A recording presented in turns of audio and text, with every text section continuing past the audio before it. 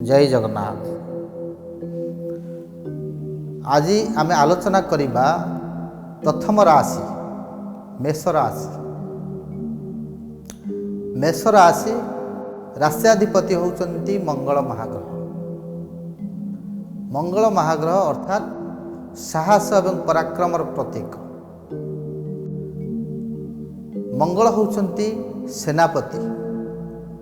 जदि ग्रहमान भितर देखिबा रवि होउचंती राजा, ग्रहराज रवि एवं तांकर सेनापति होउचंती मंगल।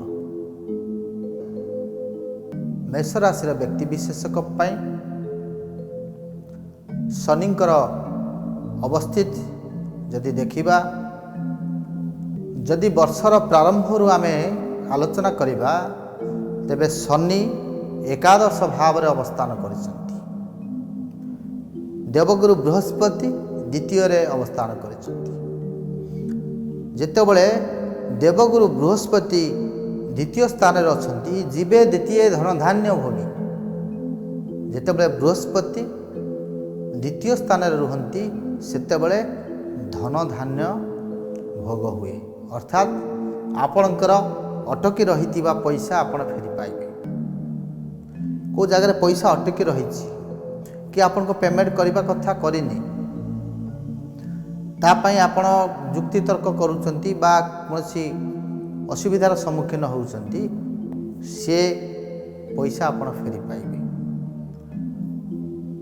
द्वितीय भाव रे बृहस्पति रहिले, द्वितीय भाव होउची आपणकर संचित धनर भाव, द्वितीय भाव होउची बाणीर भाव, द्वितीय भाव होउची परिवारर भाव।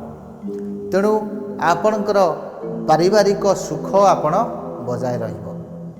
जदि परिवार भितरे किछि मनमालिन बा मनांतर मतांतर हेछि ताहार अवसान घटिबो।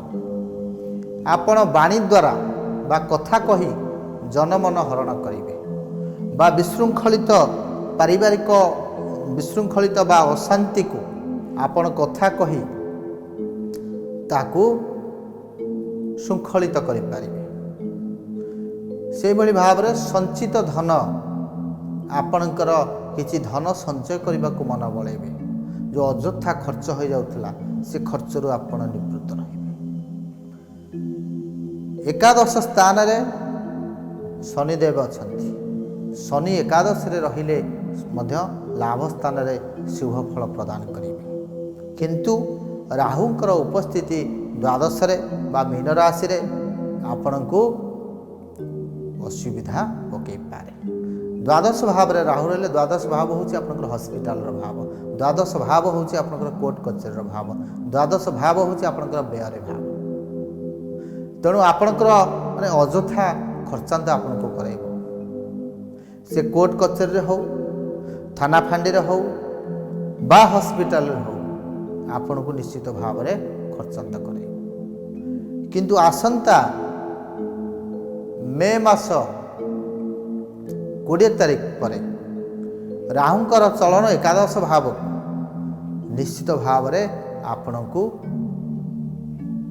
किछि लाभ प्रदान करेबो। अचानक धन प्राप्तिर सूचना बा कोनसी लॉटरी हो, कोनसी शेयर मार्केट हो, एथुर आपण बा कोनसी इंश्योरेंस हो, आपनको अचानक धन प्राप्ति हो। किंतु मार्च 14 तारिख पर, मार्च 29 तारिख पर शनिदेव आपणकर एकादश भाव रु द्वादश भाव को जाउछंती, अर्थात आपणकर शनि 7.5 आरंभ हो जिवो। तेणु मोटामोटी भाव रे देखिबा को गले मेष राशि रे व्यक्ति विशेषक पाई वर्षर प्रारंभ रु निश्चित भाव रे शुभ फल प्रदान करिबो। आसंता मे 14 तारिख पर ठारू देवगुरु बृहस्पति द्वितीय रु तृतीय को जाउछंती। तेणु जेतेबेले द्वितीय रु तृतीय भाव को जाउछंती सेतेबेले निश्चित भाव रे बृहस्पतिंकर सामान्य अशुभत्तर प्रभाव आपनको राशि उपरे पड़ी पारे। तेणु मे मास पर ठारू वर्षर शेषार्ध पर्यंत आपणक भाग्य आपण सहित साथ दे न पारे। ସେଥିପାଇଁ ଟିକେ ସତର୍କ ରୁହନ୍ତୁ। ପ୍ରତିକାର ସ୍ୱରୂପ ମୁଁ କହିବି, ଆପଣ କୌଣସି ଗୌରବର୍ଣ୍ଣର ବ୍ରାହ୍ମଣକୁ ଶୁକ୍ଳପକ୍ଷ ଗୁରୁବାର ଦିନ ହଳଦିଆ ବସ୍ତ୍ର ଦାନ ସହିତ କିଛି ଦକ୍ଷିଣା ଦିଅନ୍ତୁ। ଏ ଥିଲା ମେଷ ରାଶିର ବ୍ୟକ୍ତିବିଶେଷଙ୍କ